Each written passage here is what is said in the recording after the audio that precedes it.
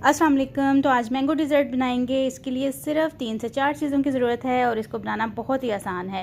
तो एक बाउल में यहाँ पे सारी चीज़ें मैं डालूँगी स्टेप बाय स्टेप, जिसमें सिंपल क्रीम है और साथ ही इसमें चीज़ क्रीम जाएगी, कंडेंस मिल्क जाएगा और इन चीज़ों को अच्छी तरह से हम मिक्स कर लेंगे। अगर आप चैनल पर नए हैं और चैनल को सब्सक्राइब नहीं किया तो चैनल को सब्सक्राइब कर दें और बेल आइकन के बटन को लाजमी प्रेस कीजिएगा ताकि मेरी हर नई आने वाली वीडियो का नोटिफिकेशन मिल सके।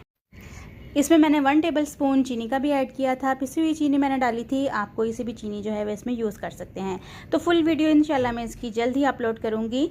आप लोग लाजमी जाके देखिएगा। जो हमने मिक्सचर तैयार किया था वो मैंगो क्यूब्स में हमने डाल दिया है। इसको अच्छी तरह से मिक्स करेंगे और 5 से 6 घंटे के लिए अच्छी तरह से ठंडा करेंगे ताकि इसको खाने का मज़ा भी आए।